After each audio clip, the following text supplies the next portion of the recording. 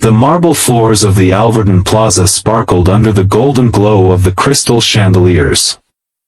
Everything about that building reeked of power, prestige, and untouchable wealth.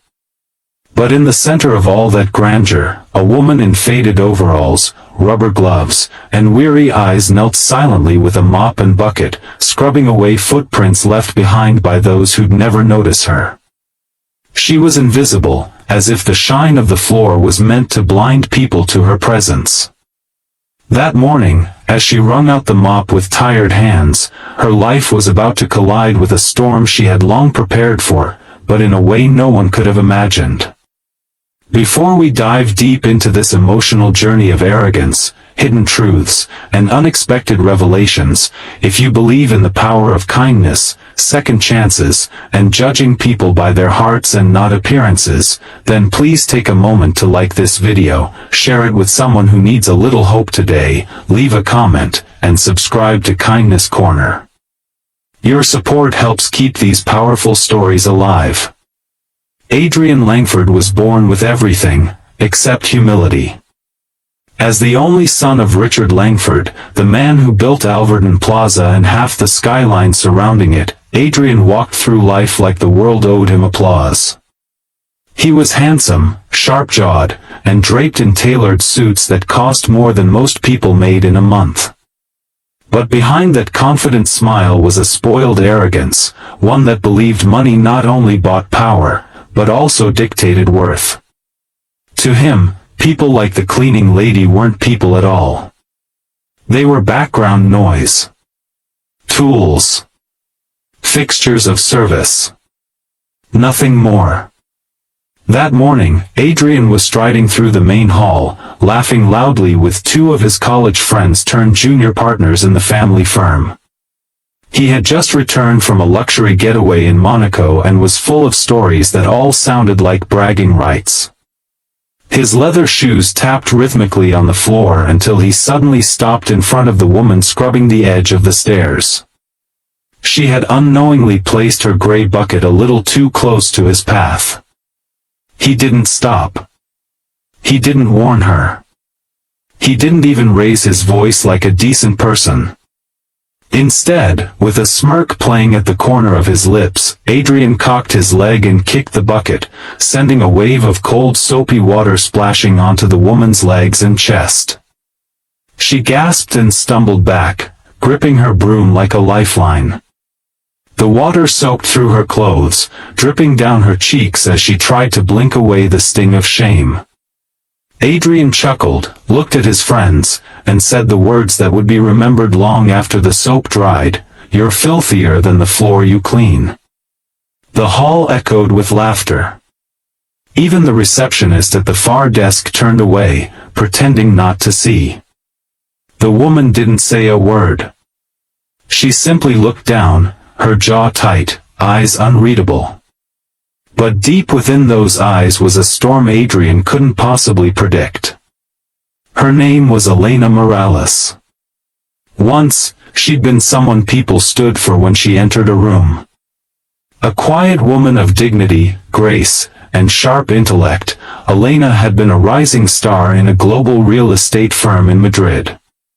She held degrees in architecture and finance, was known for transforming rundown neighborhoods into thriving communities. But a car accident changed everything. Her husband died instantly. She survived, with injuries, grief, and a young daughter to raise. She had sold everything to pay the medical bills, fled the headlines, and come to the U.S. with only a suitcase, a resume no one cared about, and a child she'd protect at all costs. The job as a cleaner wasn't a step down, it was survival. For weeks, Adrian continued mocking her in passing, never once bothering to ask her name. She was just the maid in his eyes, and every encounter seemed like a new opportunity to assert his perceived superiority. But unknown to him, she wasn't the only one watching. In a corner office that overlooked the plaza stood a man who had seen Adrian's behavior escalate too far. His name was Charles Everett, CEO of a massive investment group that had just partnered with the Langford firm. Charles was quiet but observant.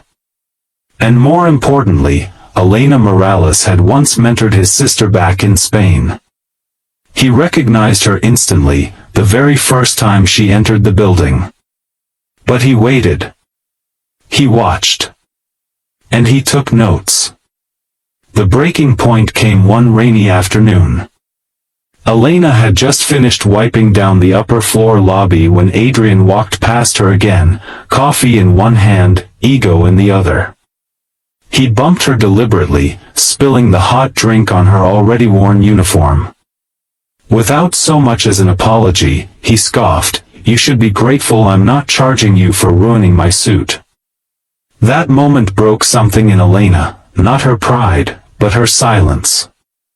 She looked him square in the eyes and whispered, "You have no idea who I am." Adrian laughed and waved her off. But the next morning, everything changed. Langford Tower's top floor was buzzing with tension. Charles Everett had called an emergency board meeting. Adrian, still smug from the day before, strolled in casually. But his smirk vanished when Charles stood up and handed him a sealed envelope. Inside was a detailed report of every interaction Adrian had with building staff, especially Elena. The boardroom fell silent as Charles clicked a button, and the big screen behind him lit up with a PowerPoint slide. Elena Morales, architect, economist, and urban development visionary. Adrian blinked. His friends gasped. Slide after slide showed Elena's achievements, awards, news features, and transformation projects across Europe and Latin America. It was followed by a letter she had written 5 years ago to Charles's sister, encouraging her to pursue engineering when no one believed in her. The board was speechless. Then came the twist. Charles looked Adrian dead in the eye and said, "This woman isn't just a cleaner. She's the new head of our International Community Development Wing. Effective immediately." Gasps spread across the table. Adrian looked as if the ground beneath him had vanished. Charles wasn't done. "You'll be reporting to her for the next 6 months. And if she feels you've learned anything about respect, humility, or leadership, then, and only then, will your promotion be reconsidered." Adrian stammered, furious, humiliated. But he had no choice. Those next 6 months were the hardest of Adrian's life. Every day, he shadowed Elena. Not as her boss, but as her assistant. He carried boxes, fetched coffee, attended meetings where no one deferred to his last name. At first, he resisted. But slowly, cracks began to form in his pride. He saw Elena not as a cleaner, but as a woman who had risen from ashes more than once. He learned about her daughter, about the long nights and double shifts. He saw the way she treated everyone with kindness, even those who didn't deserve it. He began to change. By the end of those 6 months, Adrian had stopped wearing his expensive watches. He'd started listening more than talking. And in a quiet moment at a rooftop charity event, he walked up to Elena with trembling hands and said, "I'm sorry, for everything. I thought money made me better. I was so wrong." She didn't say anything at first. She simply nodded, eyes glassy. "You're learning. That's what matters."